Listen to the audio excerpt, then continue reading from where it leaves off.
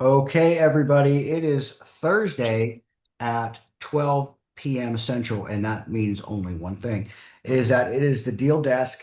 And today, like always, we have Rob Lewis from Full Spectrum Lending. How you doing today, Rob? Good, buddy. How are you doing? Good. And I'm Alex Buriak, for those of you guys know me, over at Iron Rock Consulting.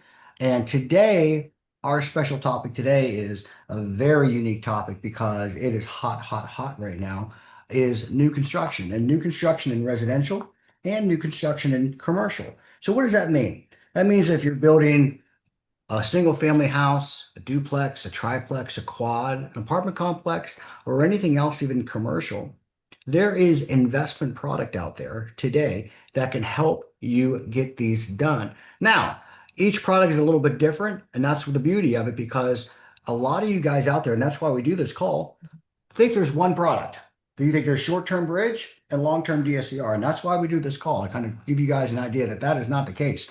There's a lot of different ways of getting these deals done with a lot of different attributes against you and the product. So today, let's start off on residential new construction. So Rob, give us like an overview of residential new construction, what you're seeing in the products out there today. What's really, really appetizing for investors? What are some things possibly where investors don't even know exist?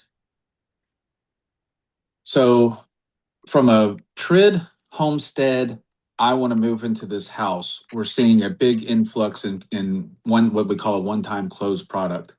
You have one-time close, two-time close. One time is popular because it's one closing opportunity, one closing fee, not having to requalify at the end. Two-time close is a close now that's your construction loan, and then you move over and qualify for your end loans, thus two loans. And then from the investor standpoint's most likely going to be a spec home or somebody that is building a home that they plan on, renting for long term. So those are the opportunities we're seeing in our house, just about every day right now. No, so I mean, and that's the big beauty of it. There's opportunity, like to build and move into it. But for my investors out there too, to actually build and flip, but also build and hold. You hear that there's a one time close. You know what the biggest issue is on building residential real estate, sometimes for rent or anything like that, is getting these second close because what if the market shifts? What if the values change? What if?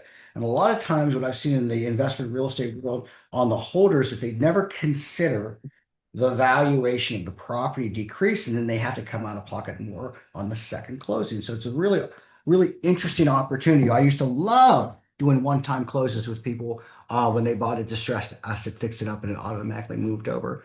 So if they're doing some flip, now every product line is different, and as good brokers, we get a good differentiation of different products. So we can't talk about the minute details of every line because every line is a little bit different. But Yeah.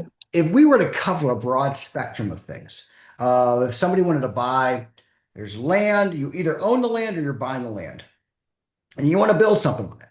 What is a good scope of things that that borrower would want to consider or need before they try to make that investment to get that loan? See, and those are two totally different conversations Hmm. because, you know, what we see a lot of the times is somebody owns the property. And when you own the property, land, when you own the land, that is most of the time somebody's equity. So most of the time when we're getting investors or, somebody that's wanting to, build their home, their homestead, Hmm. they're using that equity from ownership for closing costs and getting into the property. This is one of the Then, oh, hey,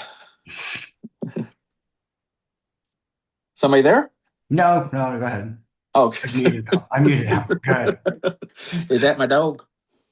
So then ADD kicked in. But one thing that we are seeing a lot of right now are, I'm going to blow your mind here in a second, but I'm not going to do it yet.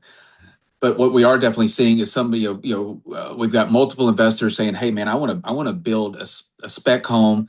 I want to do uh, a two pack, a four pack, in downtown Houston or whatever."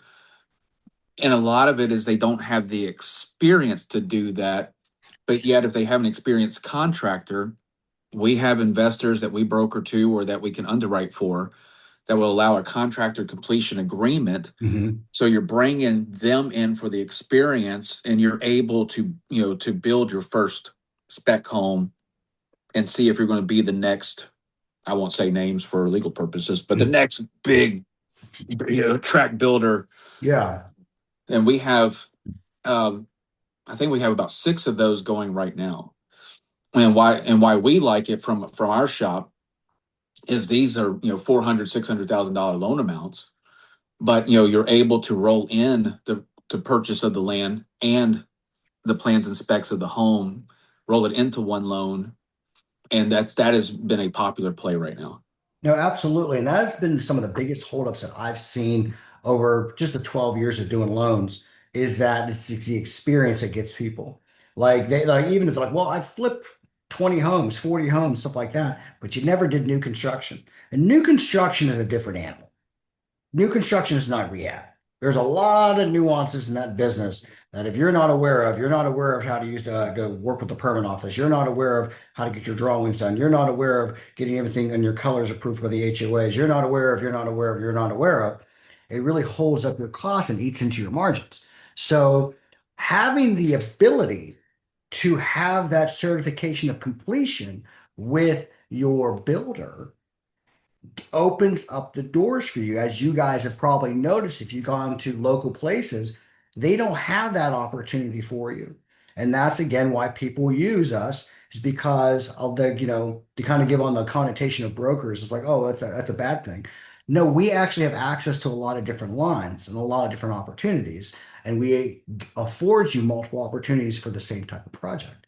So, like you said before, it's way easier to, not easier, but yeah, I guess easier if they own the land because you could use that equity of the land.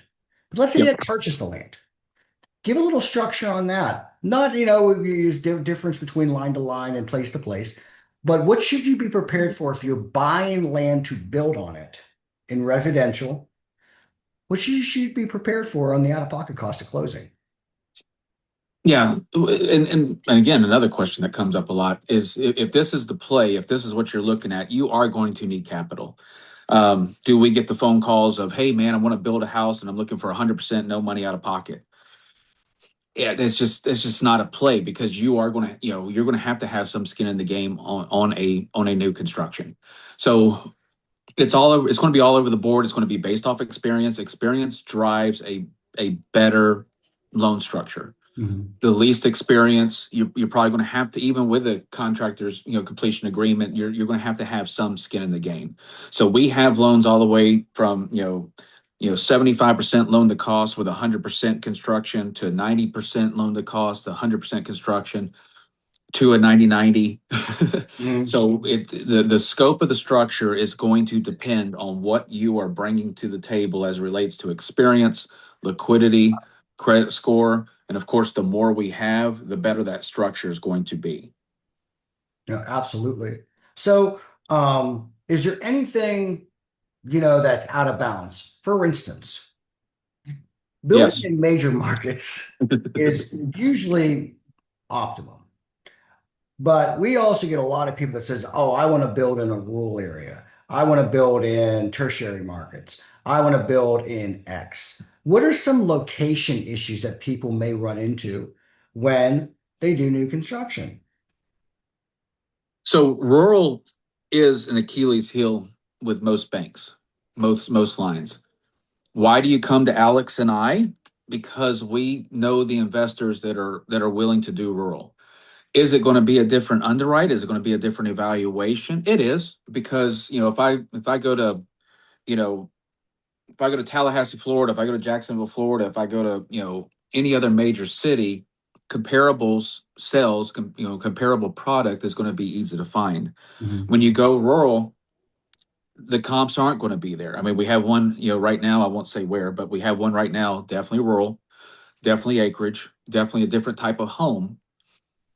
But our investor has an in-house evaluation that they utilize, and we go off that evaluation. So they are willing to fund in the area and fund rural but they are going to do, their own evaluation, which that's a plus, because if I send an appraiser out and that appraiser doesn't really know the area, you're probably going to be toast on value anyway. But most lenders will not touch rural, but we actually have four that we work with regularly that will touch it. No, that's, I mean, that is one of the hardest things people, because a lot of times people are like, well, I got 10 acres over in X county and stuff like that. 125 acres. Yeah. I mean, I've always seen in rural that it has to come with acreage. If you got like a 5,000 square foot lot in the middle of nowhere, that's a tough one. But if you got some land and you got something to build, you got some legs on that. So on the resi Well, side, then the other thought processes you have is, if we've seen some lender, we have had loans that have come in and said, I was with such and such mortgage company. I was halfway through the stage of getting my construction loan approved to find out they will not do a property with septic. Think about that. mhm, So halfway through it, dealing with, the expenses of that process to be turned down because you're going to have septic. Well, if I'm on 100+ acres, I'm probably going to have a septic tank. yeah. So do we have lenders, that will do a septic, that will do acreage? Yes. We'll do rural? Yes. And these are questions you want to have, on your little notebook, ready to ask when talking to a lender. Don't just call us, save yourself some time. But these are questions you want to ask, because you'll be halfway through it, and then you'll get to someone's loan committee or someone's underwriter and go, "Oh no, we don't do anything past 9.5 acres, or we don't do anything with a septic Mhm. tank, or we won't do this type of build, or we don't do 2 stories." You know, we've seen some crazy no's. Yeah, and absolutely. And it's a great addition to what we're talking about is that what you always add, the bar always tends to ask about the final product in its totality, but not all the nuances underneath it. Just like the two-story one, or just like the septic question, or just like the land size. Make sure you ask questions. If you're not going to go to a seasoned broker shop and you're going to go to somebody, you ask the questions about every aspect of your property and your build, because there may be stipulations in their covenants of their lines that restrict them from lending to you. And the only way it finds out is when they go to underwriting. And a lot of shops won't go to underwriting until they have the full package. So you don't know those things until the full package is sent over to underwriting, and you find out you spent all this money for what? So, and you're back to square one. Okay. And that's why a lot of people still come to us on these questions, because Rob is a master of finding out not how we can do the loan, why couldn't we do the loan? That's the more important question. A lot of you guys are still hung up on how can I do this, on not, and instead of asking, how would I not be able to do this? You answer those, you're in playing in the ball game. So good advice, Rob, like always. Um, Yeah, we are experts at getting past the loan prevention unit. yeah, So, yeah. I mean, we just went over the other day with somebody where they couldn't get the loan to value that they were trying to get with a line. We went to the same line and got 5% more loan to value because we and a better rate. and a better rate because we understand the process.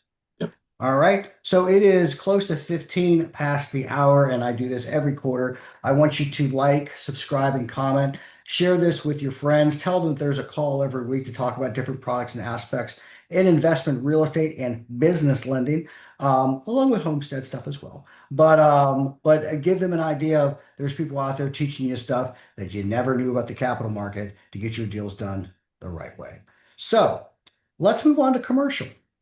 And then we're going to kind of maybe circle back to both. Commercial development's quite a different thing.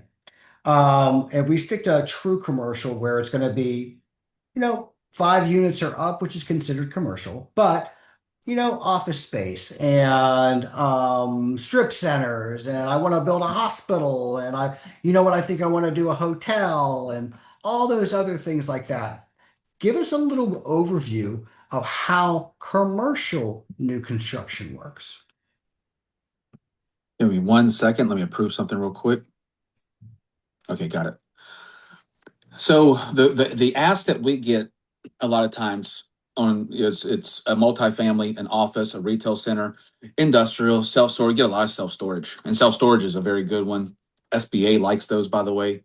Hospitality, hotels. We've been really branching into that. I think if you saw one of my videos last week, we got 100 million in the pipeline right now of Mhm. hospitality. Yep. Three of those are ground up. These are guys with experience, though. They know the flag, and medical. You and I are working a medical opportunity now. It's Mhm. very, very complex. Yes. It's given my ADD and my meds some challenges. And then a lot of mixed juice. Mixed juice has been popular. You used to see mixed juice in the north, and that was a north thing. And now Mhm. we're seeing it more so east coast and south, and where we're hanging out. And that is a product that is a little bit different. So when we go back to spec building, one of the things that we saw a lot a couple years ago is spec building was a failure. We saw spec homes all over the place just sitting there rotting. Commercial did the same thing here not so recently. So underwriters got smarterist. And the biggest thing that we saw is the failure in both of those arenas was experience. So same thing with commercial. It's going to be more so in commercial. Do you have experience, or are you tied to somebody with experience, or do we have a contractor that is truly going to be running the show that is running it? So if you are wanting to do a commercial, a multifamily, or anything like that, and you have zero experience, your likelihood of a no is high. So what we try to do when we're talking to somebody and we see that is we start going through their data, we start going through their, who do you know that we can tie to this? And we have two right now that we're working that, ended up bringing someone as part of the opportunity. But that is what it took, because what the lender doesn't want, and what you don't want, and what I don't want, and what the borrower doesn't want is to get halfway through this and start dealing with permit issues that you didn't think about, zoning issues that you didn't think about or that you didn't go ask. A survey. I mean, it's amazing how many times I've seen a survey talking to somebody, I'm going to put the home right here and it's right on top of the easement. And they're like, did you even look at this thing? Right. So this is why the experience becomes a key play, and the know-how, but also having your plan ready to go, plans, specs. Hopefully you're smart enough to get a survey and seeing what you're looking at. Um, was it 2 years ago? We had one where ended up getting this, the survey after the fact, and right dead center was an easement, and Yep. on the corner of it was another easement for a sign. When you looked at the property, you could not build on it. Mm-mm. So this guy went, rushed, purchased $300,000 lot that is useless. Right. So that experience will bite you in the butt. There was a deal off of Lowetta once a few years ago. There was a pipeline running through it, and you can build on it. You shouldn't because they can just destroy your building whenever they want. But no, absolutely. And on the spec of all that, just when you're doing commercial. It's like new construction, as I told you, is not like well, not like renovating. But on commercial, like we was talking about the zoning and stuff like that, that's a crazy aspect. The actual build time is extended. You usually can't refinance that product until it's stabilized. You have to understand that this is a different animal. So the monies that you have to show to do commercial is largely increased to make sure not only can you get the project completed through draws and different types of aspects of allocating funds, but can you hold the debt of a non-income producing property for the next 24 to 36 months and then possibly 18 months of stabilization. So when you guys start branching into the commercial new build stuff, there is going to be a good amount of soft cost that you are going to have to be done prior to even starting to work on your loan. Because if you send it over to me and Rob and you say, I got an idea, and let's say this build is more of a subdivision build or a mixed use community build or all that stuff like that. Okay, great. What's the plot plan? What's the elevation look like? Okay, What's the well, permits required? What yeah. are, what's your, Is and, this contingencies? What's your development fee? Well, then that's one of the things that I see in having these conversations. This is where we start kind of determining who am I working with. Is we'll ask, have you evaluated your hard cost and have you evaluated your soft cost? And well, okay, well, what do you mean? When I get the what do you mean? That's when the hair goes up, and I'm like, but hard costs. What's your site work? What's your foundation? Concrete, steel, HVAC, electrical. Have you done these bids? Well, I got a guy. My uncle's at nah.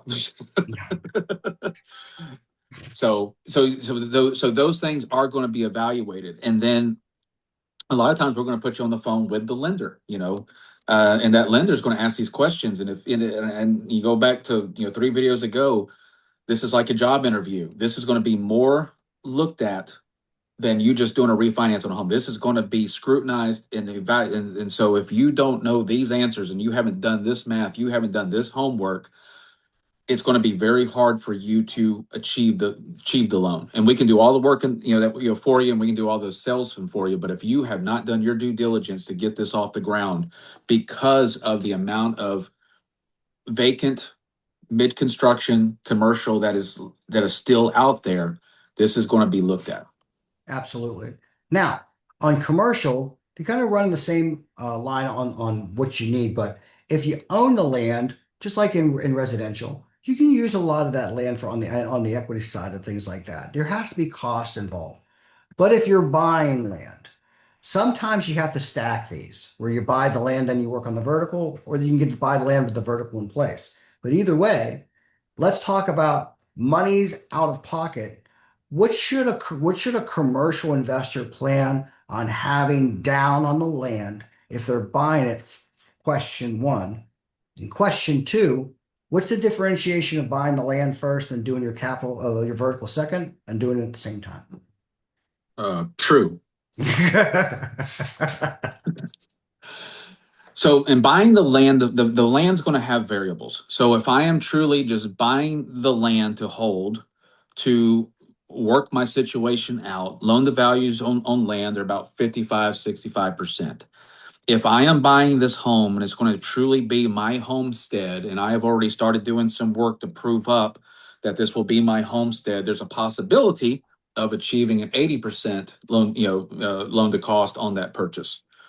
But that's homestead. When talking about investor, you definitely are going to be looking at 55 to 65.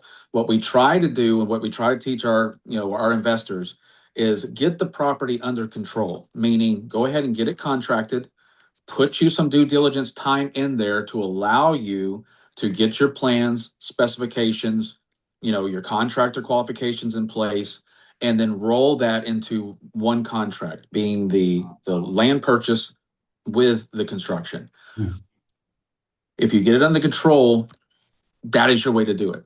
If that's not in play, or you're like, man, I'm a year away from that, you're looking at, like I said, 50, 65%. There are some cases where I've seen 75%. I've got some hard money lenders that will look at that, but you got to bring some experience and some strength, PFS wise, to the table to show that, hey, I'm worthy of this 75%. No, absolutely. So when you're going into the acquisition of land and vertical, you got to plan on you're going to be out of pocket at closing. I mean, usually on a land side, 50% is pretty healthy. There are some 65% out there. It's very rare. I've gotten to the point where some people were at 30% on land.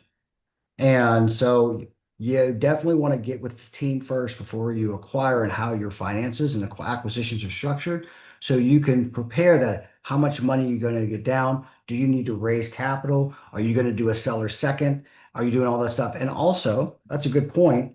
Talk about seller seconds in new construction. Are they even allowed? I mean, it's That's why I'm on this side of the table. has it been done? Yes, but it's not as, and it's going to be so mainly on a seller willing to carry a second on that land. But yes, I'm answering it like a politician. Trust me. Yes, it's possible. It's not easy. What I've seen, have you seen I this won't too? do a flyer on it, I'll tell you that. But What I've seen this too. Tell me if I'm wrong, because I could be 100% wrong. You know me. That sometimes the seller of the land becomes a partner in the deal with a right. Yeah. with a determined equity spread at sale of the property or refinance. You and I have gotten one approved like that. Yes. Yes. Yes. Again, is it possible? Yes. Am I going to do a flyer on it and put it on my socials? No. Yeah.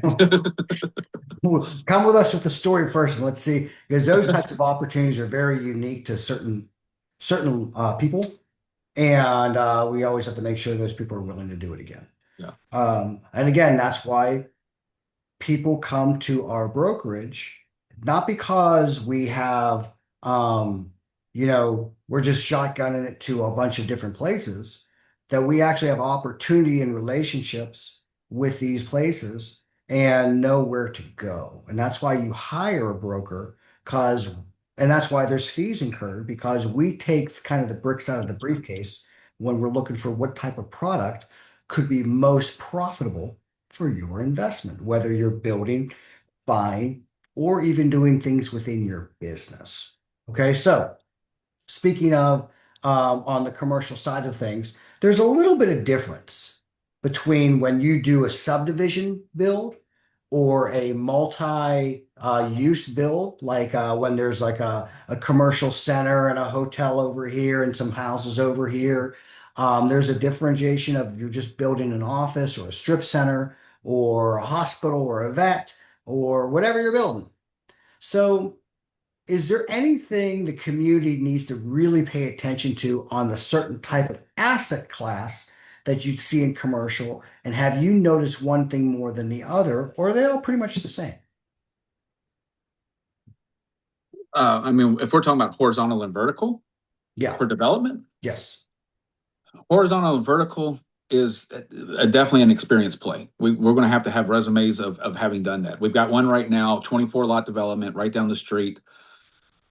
I don't know how many lenders he went to, but he got told no all day long. We were able to kind of get with his in his network and build a resume package that got it done. So horizontal, vertical is going to be an experience play. Hospitality is going to be an experience play.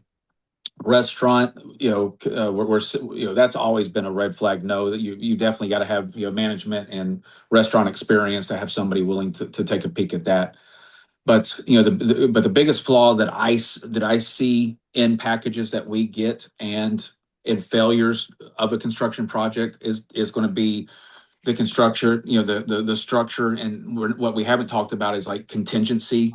What is Mhm. a contingency? Um, can I carry the project? So we're going to look at the personal financial statement. We're going to look at the payments. Can you carry it 18 months? And if not, do we have a means of building interest carry?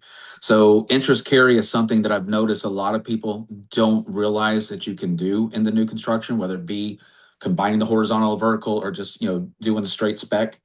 But, building in that 10% contingency for your safety net and building in interest reserve so that you can maintain your capital, maintain that liquidity in the event that something goes wrong or in the event the project goes longer than normal. And that could happen due to permits. It could be failed inspections. It could be weather. So you always have to have your parachute on your back with new construction, because anything that can go wrong is going to. Yes. you know Yes. so yeah, the construction gods do have a sense of humor, so something is going to go wrong. So if your structure isn't prepared for something to go wrong, the property is going to fail. No, absolutely. So it is 30 minutes past the hour, and I want to remind you guys if you came in late or you're a new viewer to the Deal Desk, you can always go to our YouTube site. I'll put the link to the YouTube site so you guys can watch past episodes because every week, it's a new topic, a new product, a new strategy, a new type of loan, and a new way to get it done.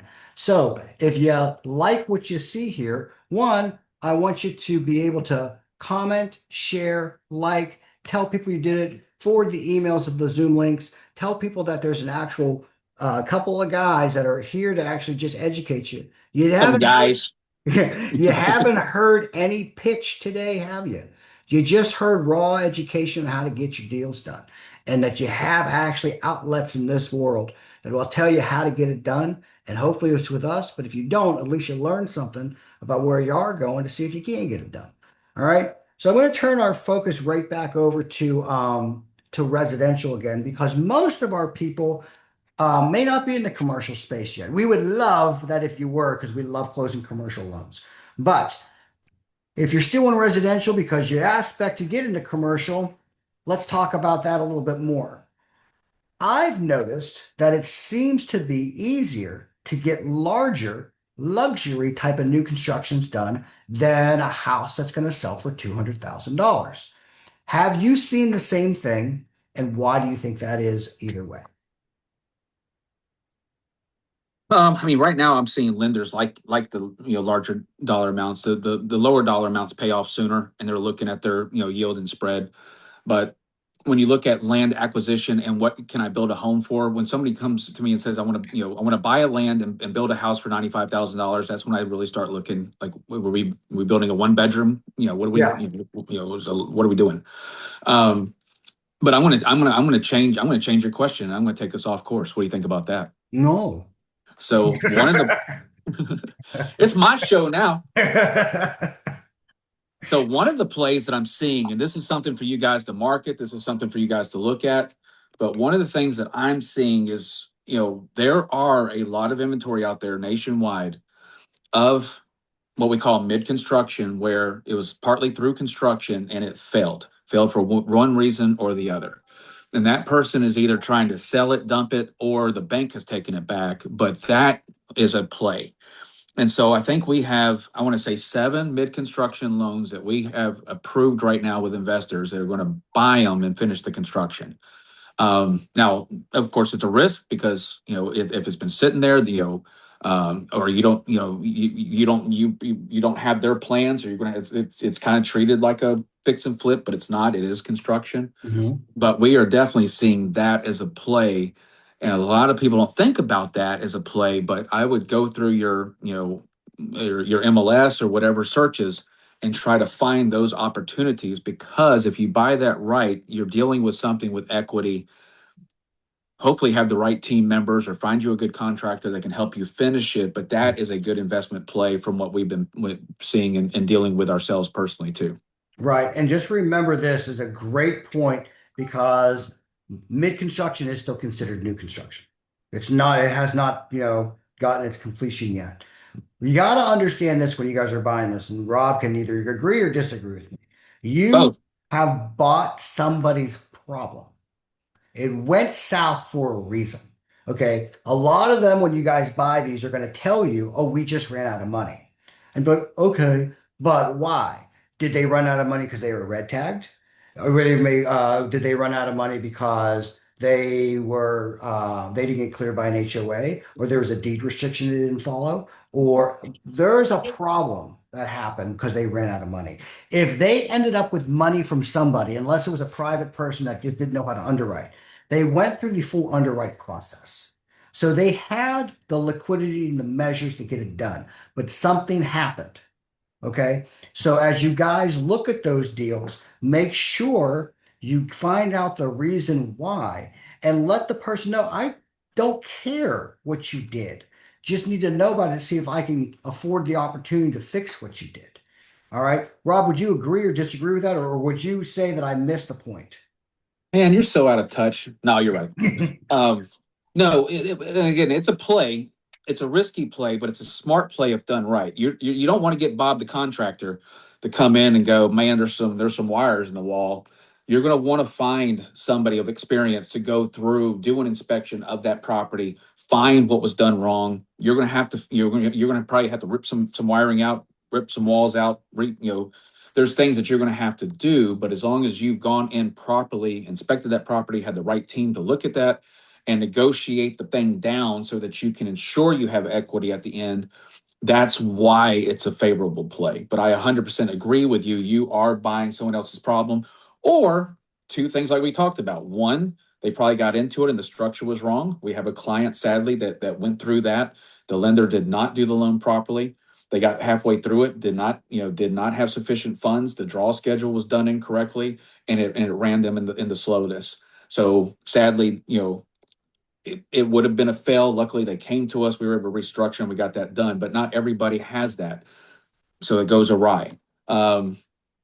Somebody decides I'm going to build six. I mean, we've had that before. Inexperienced people have, instead of, hey, let's build one or two, they want to build six. And next thing you know, they're robbing Peter to pay Paul, and they run out of money, and then they start, so I won't go into that one, so there's a lot of reasons why they go south, but a lot of times it's either poor structure or a poor liquidity plan or no interest reserve, or they didn't build in that contingency that we talked about, and something went wrong and the funds weren't there to cover it.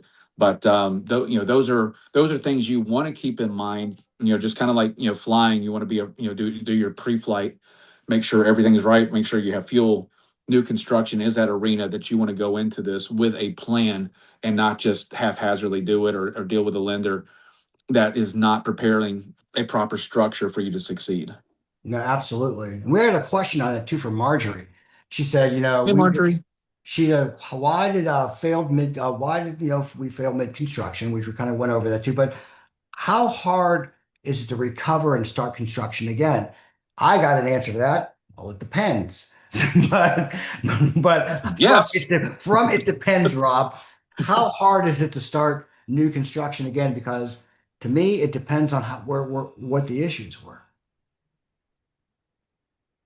Yeah, I mean, and that's so many variables. Like I said, though, if I repeat myself, I apologize. I'm going to be like my grandfather, telling the same story over and over again.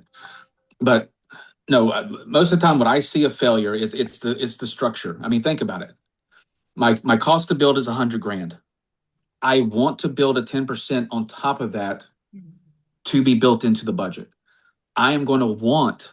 Let's say I know it's going to take me 6 months to build that home.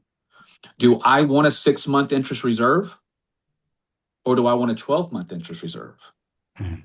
And these are where I see lenders putting together poor structures, or inexperienced brokers. I'm going to say it, I don't care, but I mean, we have inexperienced brokers that commit lender malpractice every day just to get a loan closed. But you and I will not let a deal close if that structure is set to fail. No, So if I'm preparing that this is going to cost me or this is going to take me 6 months to build, why would I want a 4 month interest reserve, or much less a 6 month interest reserve? Because you are going to have delays. You are going to have, permitting could drag, inspections can drag. You could get a red flag. You could have bad weather. I mean, we live in Houston. It's 105 today. We can have monsoons for 3 weeks out of nowhere, and you have to prepare for that. But that's the biggest where I see the two flaws is either a poor structure set for you to fail, or somebody over leverages themselves, takes on more projects than they can handle, ends up having to rob Peter to pay Paul to pay for each of them, where eventually the money's run out and then you're stuck. Yeah, I'm just thinking you're basically debugging everything before you consider fixing it. Yeah. I mean, you're having to figure out what went wrong if you really want to take over and finish the construction. So I get it. Yeah, so on something like this, let's just play. Let's play pretend. So let's say I just walked down the street and I found that opportunity. I and this is how I do investment. So we're not just lenders that lend, we also do it. So we have investment properties going now. We own investment property. So I don't speak to what I see in loans. A lot of times I'm speaking to my failures or things that I've learned. So what I do on every deal, if I like it, if I think it's pretty, if I think it smells good, I get it under control. What does that mean? I get it under contract. I build in a due diligence period under my contract for, let's say, 45 days. In that time period, I am putting people in that home smarter than I am to go through that home. They are doing a thorough inspection. They are looking, whatever stage we're in, slab, maybe it's just slab or framing, electrical, but I'm putting somebody in there smarter than I am to give me a thorough inspection of what this thing looks like. Engineering, slab, everything. And then they're bringing me a report saying, hey, this is good, or oh my God, run. And so we've had multiple times where after the inspection, my guy, our guys come to us and say, no, we're not taking this on. You can hire another crew. No, these people All were right. high. There's a reason there was a bar next door. There's so we've had opportunities, and we got them under control. We got the inspection done, but when we ran our budget and ran what it would take to, we either say yay or nay. Mhm. But that's just our personal plan and strategy. But out of 35, 35 homes that we've done like that, my contractor will come back and say, dude, this is a win, but I'm gonna have to rip the entire electrical out. Okay, Right. what will that cost me? Or if we do this, it's gonna burn down tomorrow. Okay, well, we don't want that. So but I then get a full budget. I review my surveys, I review everything, and then we go 100 miles an hour if we want to do it or run. And I think an investor that tells me I've ran more times than I've committed is probably the smartest investors out there. Yeah. It's okay to say no to an opportunity. Absolutely. In fact, I mean, that is a great point. You'll make more money on the deals that you didn't do than make money on trying to the deals that you're trying to do. Like choosy moms choose Jif type of thing. All right. So it's like make your calculated risk on the least, troublesome issue. Because you are going to accept risk. There's in investment real estate, there's all about risk. And getting capital, there's a bunch of risk. When Rob and I analyze businesses for their OpEx or their CapEx or their structures or their builds or their buys or their buyouts or whatever they're doing in business, it's all risk. So get into deals where you're comfortable. And what's the best case, the worst case, and the most likely case scenario? If on the worst case scenario, you're still profitable and you still got a house, maybe move on that deal.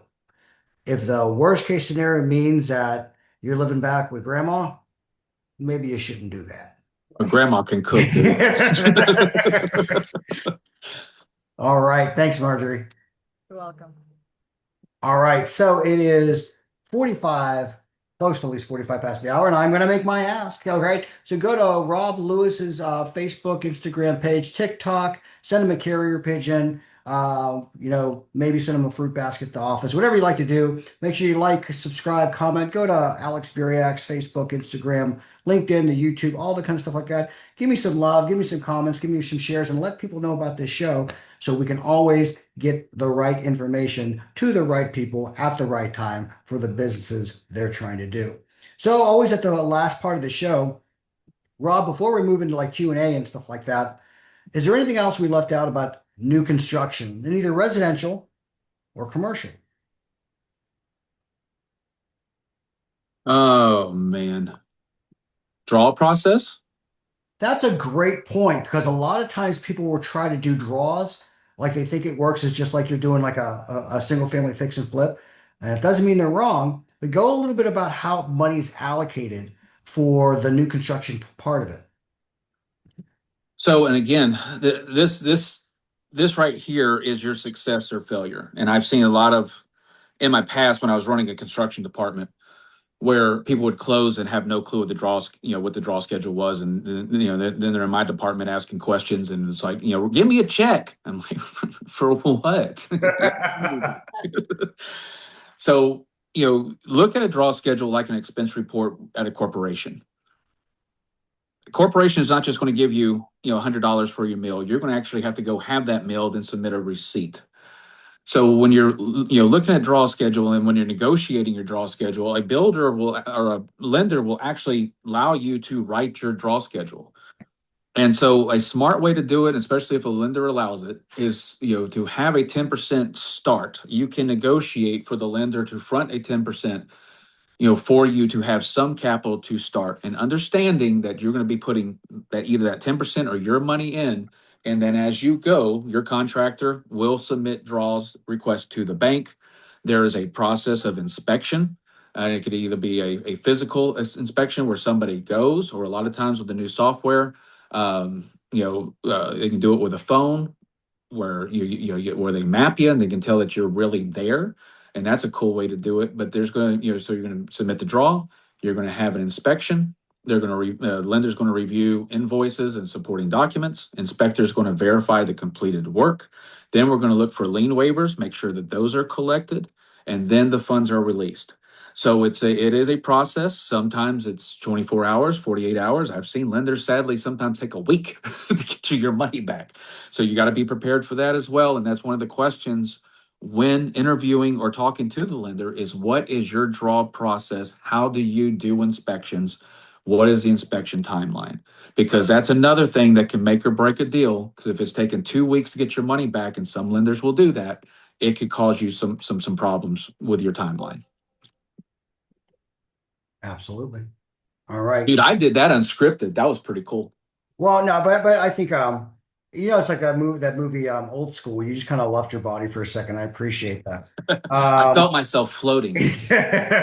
like I saw myself over my body. All right, guys. So at the end of the call, we always like to offer Q&A. Marjorie always helps us out with questions because Marjorie is a force to be reckoned. If you guys don't know Marjorie, that's a shame. You guys should network with her because she could get things done. But we always appreciate that because it makes people asking questions a little bit less intense. Guys, you're on the call to learn stuff.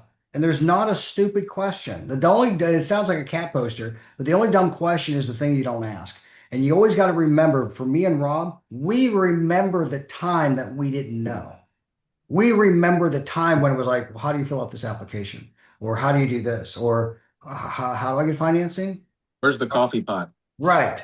Where is it? So guys, this is the time where you can, and it doesn't even have to be new construction. This is the time where you have both of us unscripted, just trying to get your deal done. What questions do you have about your business, about money, about financing, about your structure, about what you're trying to do in the market? What questions do you have for the last 15 minutes or so we can actually help you guys move your business, move your structure, and get you where you need to be? Anybody? I just have something to share. Okay. So I'm moving that direction. I've already looked into all the permitting process with Montgomery County, San Jacinto County, Grimes County, Walker Mhm. County, Polk County, and Liberty County. So, and I did it all with GIS plus AI. I've got like Right. 35, I've done 35 workflows. Who helped you with that? Oh, this is why I disappeared for 3 months. So I probably have 50 agents. They run at night. They Yep. spit out my report, which is all analytics. Good job, Andrew. And I met with the realtor. Well, we talked yesterday with the realtor, and I said to her, let's work together. I said, you have the contacts. I've got the process down, and we're going to figure out what to do next. So I had the workflow to look at all the 5 different counties, and overnight they do their work. And every day I spit out a report, Hmm. and the analytics will blow you away. I have Absolutely. all the regional information of developers, brokers, real estate agents. I know who's doing what. And, And rem- and yeah. remember, So Marjorie, we're gonna IP that out. yes. Okay. And I've tied in a link into lending. Nice. So I've done a 360 with my AI, my GIS and AI with the community, and lending. I told you was the last part because it's all money. I mean, it all comes down to money. Well, Marjorie, I'm So gonna call you after this call because remember we were talking a lot about I have an opportunity for you. So we're gonna talk later, okay? yeah, and I'll tell you where I'm staying while I still have to figure out my parents, but I am moving most of my things to, I'll be close to Lake Livingston. Okay, cool. Yeah, so I'm down 30 minutes probably from you is what I did a quick Google thingy. So I've already called all the San Jacinto County people. They kind of know me, but I'm laying low because they know GIS. Right. But I did get my Texas State Septic, my OSF designation. That's cool. That's Yes, awesome. now I'm getting my water and wastewater, Okay. and then about to get my Texas eminent domain right-of-way agent. So I have everything I know, whether it's buildable or not, on a lot. I've scoped out the entire septic installer, supplier, companies.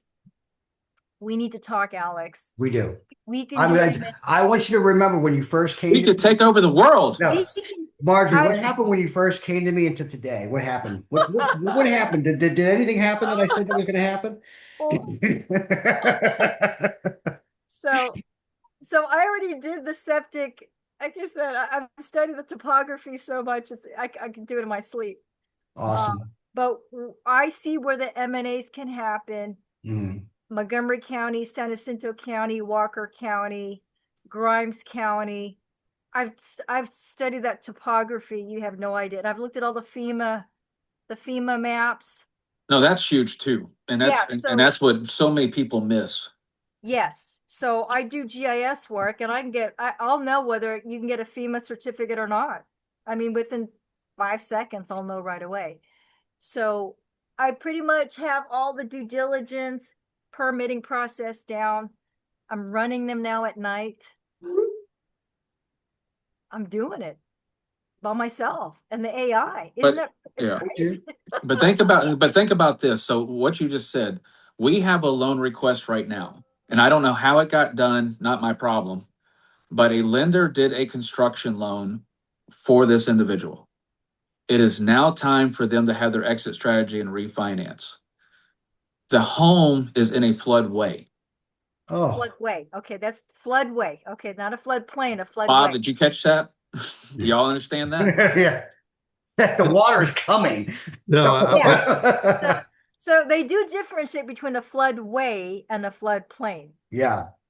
How easy is it to get insurance in a floodway? It depends on the build In the elevation of the build. and the elevation. So this isn't stilts. This is somebody that built on slab, Oh, no, did not I doubt understand. it. I doubt it. The lender the lender missed the due diligence. They did not do the due diligence you just mentioned. Now they have a property they can't get a loan on because they can't get it insured. How did they get it insured for the build? They didn't ask for it. Yeah. See, guys? So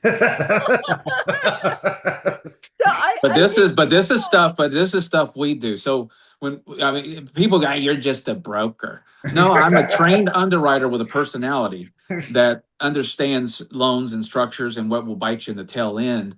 Every loan that we do, we pull our own flood and do our own due diligence before we launch to lenders. And I'll be the first to tell you, it's like, dude, do not buy this property, or you can't build it, or this won't work. And I've lost clients because of it. But everything you're saying is what makes you successful or not successful in the current topic that we're working today. yeah. Developers, brokers, real estate agents, like this lady I told you yesterday, she says, how do you know all this? I said, Linnell, I said, my goal is never sell land that they can never build. Yep. Yeah. I will never sell land knowing that it cannot. You want a 3.3 on there? No, you can't fit a 7,000 gallon septic tank on there. There's not enough for a drain field. Move on. Move on. We're not going to look at, oh, I love this lot. No, you can do another. You just can't build. So all these lots I'm looking at, oh my gosh, it's not going to work. So they still have to plat an entire subdivision. Yeah. But not every lot or parcel should be built on, because it's still, it backs up with the creek, or it's got a low lying area. You just can't. I mean, it's a lot, but not worth building on it. No. You just can't do it. And so I found all these different lots. I'm like, that's just going to be a a nonprofit for a master gardener right there. Yeah, well, and we have another one where a guy wants to he was going to build a he bought the land, was going to build a vet office on it. And what's that little pond that the city makes you dig? Detention? Yep. Yes. So by the time the city came, got involved and required his detention, where the detention would be and the size of it, there is no room to build. So now he has a piece of property that he cannot build on. I like when there's But that was detention. failed due diligence. I like when there's detention on properties that you don't own. That's always Yeah. wonderful to Yeah. know Yeah. that you can't use that detention because it's allocated for another piece of property that's a mile away or something Mhm. like that. Um, so yeah, So awesome. yeah, yeah, Rob, I worked in planning and zoning for the county commissioners. So Okay, that's good. I That's did it yeah. for a year and a half, and I'm not a county person. I'm private. So Yeah. I learned a lot. I see why they're county people. I love the guys, but uh, it was good experience. No, yeah, that's going to be very useful. All right, thanks, Marjorie. And we're gonna talk later. I got new things for you. Yeah, we should talk. I'm gonna be there this weekend. I'm driving up to see my parents, and then you know, one of me and two vehicles. The motorhome is gonna. I'm gonna park the motorhome at the RV park. Yeah, the one up the street. No, I'm gonna be at. I've become friends with New Adventures RV Park. Okay. They only have 15 spots, which is nice, and he's got long-term tenants in there. I said, you know what? Can I keep my motorhome here? He's like, yeah. So, As long as the check clears, Marjorie, they don't give a shit. oh yeah, that's right. But he's anyway. So he was interested. He goes, can you show me? I said, Misam, we can. I said we could do lots of things with AI. He goes, well, I have another 7.5 acres in the back. I said, wow, okay, well, let's see what the possibilities are. What you can do with 7.5 acres in the back. So it's been interesting. This GIS plus AI, permitting, zoning. I mean, again, water, storm, sewer, federal, state, county, city. It's just, it got bigger and bigger. And then I got to start spitting out the report. So I started doing that every night. I wake up the next morning, and I mean, everything about Montgomery County. I mean, All it's right. Walker County. It's Oh, crazy. yeah. All right, well, good job, Marjorie. I'll talk later. We'll Yeah. talk later, Thank you. okay? Thank you. All right. Bob, did you have a question? Yeah, Alex, and please excuse me. So you're actually in the financial area or loan business? Yes. Yeah. Oh, So okay. I really didn't understand that. So, yes. Yeah. So for about 12 years for myself, I've been in mostly on the hard money investment space for single family and commercial, short term and long term, and strategy within the investment market to grow, scale their business operations, things like that. But definitely in the lending side. Rob has been in the business for what, 35 years now, Rob, right? Yeah. Running multiple large institutions, national banks, regional investment lending facilities, his own company. I mean, what else am I missing, Rob? I mean, you've done almost anything that has to do with money transfer. Yeah, no, I mean, got out of the military, was doing mortgage, bought a mortgage company, sold the mortgage company, ran a major mortgage shop, bought another mortgage company, sold that mortgage company. Then, ran, two of the major players, Bank of America, Wachovia. And then when the crash occurred, learned commercial lending, learned SBA lending, built several SBA banks here in Houston. And then here we've been, doing this, building full spectrum lending for about, going on 6 years now. Yeah. So, gotcha. Well, I'm trying to get a bit more into the commercial space, Rob, with multifamily, oh yeah. and so we're looking at a number of. I'm in North Carolina.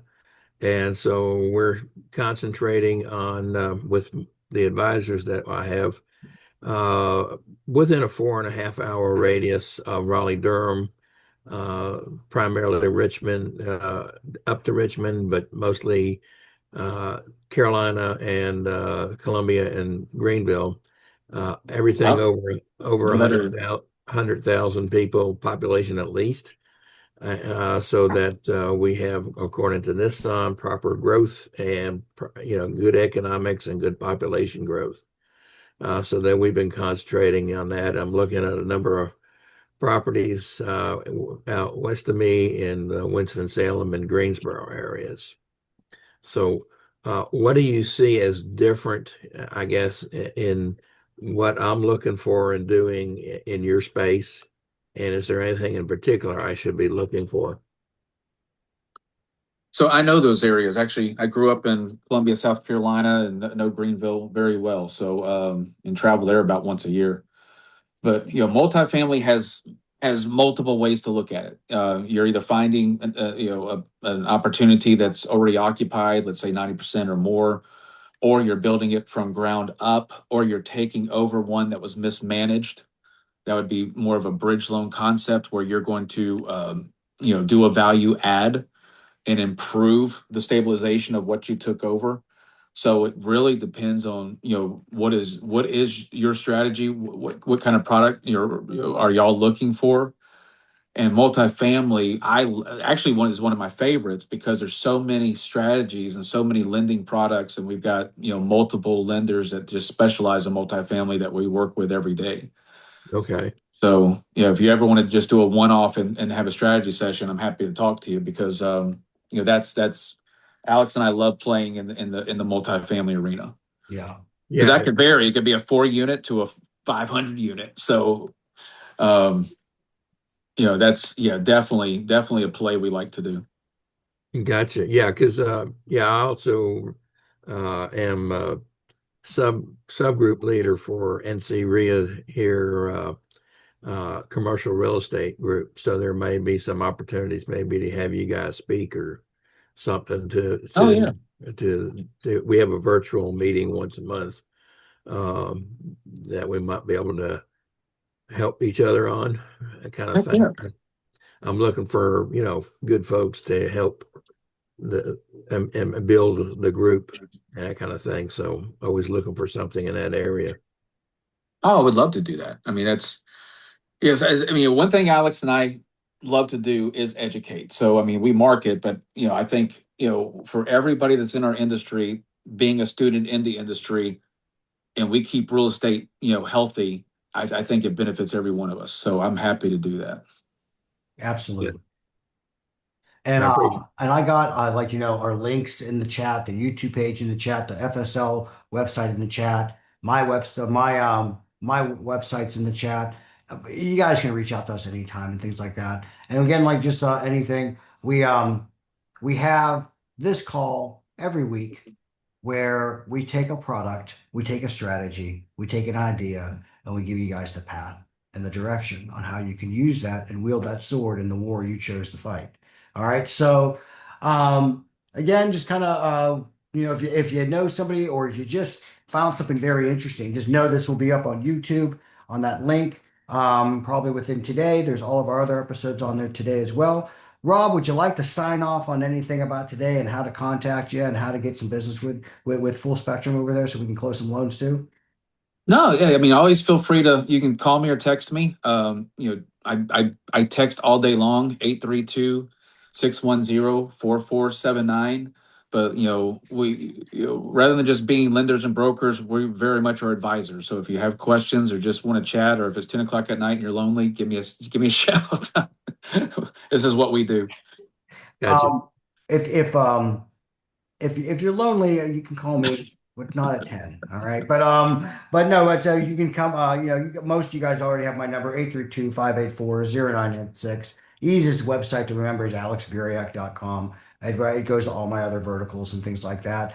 We close in the shop of Full Spectrum Lending, and we're happy to broker deals for you and be your hopefully your light in the darkness through your investment journey on how you can really get things done. So I appreciate everybody. We hope to see you next week when we do through a new topic, a new loan program, and a new way of doing strategy and capital that you may not be aware of. Guys, we appreciate you. Rob, Quick question.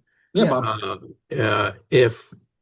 Uh, if we sent you guys like, here's a property that I'm looking at and everything, what are some of the loan options or options can you do? Can you work on this property and what will we need to bring to you guys kind of thing. Can you guys kind of maybe go through that next time? Yeah, we can. And kind of the way we work, Bob, believe it or not, that's kind of what we do all day long is we got multiple brokers that send us opportunities or, awesome people like yourself that will say, hey, I'm looking at, 123 North Carolina Lane and I can purchase it, looks like for 700. It's going to take me about 200,000 to get it to where it needs to be. What do you think? And then we can take that just that much of information and give you some scenarios or advice on where we think that would go. Mhm. So one, we could do that starting 2 minutes from now, or but definitely that I'm game with that if you want to do that next week, Alex. Like hey, on scenarios. Yeah, so we can actually go through the product matrix and what is needed per deal. To give you an idea, so you don't have to wait till next week, Bob, is on a deal like that, just forgive the Captain Obvious response, but I'm going to name all of them. Your name, your LLC name, the property address, the projected or current purchase price, the repairs that are going to be associated with the project, what you considered that the after repaired or after stabilized value is going to be. All right. If you have a stipulation in the closing date, how much liquid assets or cash you have available to you, what's your experience? And if you do have an idea of what you're going to do to the property, let us know. And then if it's an apartment complex, the breakdown of how many units there are and what type of units are they? If there's 50 units, is all 50 one ones? Are they two ones? Is 20% two ones? That kind of stuff like that. What's the current rents? And what would the after repaired value rents be? Because most of that stuff is going to be based on what's called the NOI, the net operating income. So I Yeah. want to know what it is today and what it would be later. So I want a full scope because if I get like, and what's your projected credit score and anybody like that in your in your entity. And the reason why I can do that is if I get all the ideas of what the loan is, I can say you have opportunity for these types of loans. But if I don't have that information and I don't know how you're projecting, there could be something that could be very beneficial to you, but I don't know that. We're going emails back and forth, 2 weeks pass, and we're just kind of going back and forth on information. So who are you? What's your entity? What's the address? What do you think you'd buy it for? How much repairs do you need?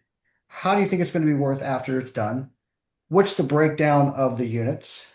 Um, and credit score and anybody that's involved. Rob, did I miss one? No, that's it. Okay. After that scope goes on and we have opportunity, that's when I'm going to ask for if there's accurate lease agreements and management contracts and all that, everything about what you're buying because they may have that in place. P12, rent roll, operating Yeah. expenses. Yeah. Yeah. So you don't need that day one. I just need the scope of who you are and what the project is, so we can say what opportunities, because you may have five different types of opportunities for capital. You may only have one. Well, that's what I was looking for, was trying to figure out, Yeah. what to ask for and that kind of stuff. All So right. if it has anything to do with you or a dollar amount to the property, we want to know about it so we can tell you what your opportunities are. Okay. Not a Now, problem. hey Bob, now are you asking what to ask a seller or what we need to move you forward? Well, kind of both, because I was trying to figure out, okay, how do you propose, uh, you know, they obviously they want cash there, they may be trying to get out of the deal or whatever. Yeah. And what are some different ways that you can structure it so you don't have to have as much cash up front kind of thing? And, some of the idea being new on some of this, how to approach them on options that because the brokers just want an LOI. It's like, okay, that just gives a raw number. How do you get into really negotiating or get a feel for, yeah, the guy will accept some money on the back end or that kind of thing. All right. So, and we can put this in email, but we can definitely address this next week. But when I'm buying a multifamily, we just sold one in Galveston, a small one, 16 unit. But before we bought it, I wanted to know the occupancy. Is it, are we looking at 90%? Because that's the preferred measure. Am I looking at a value add?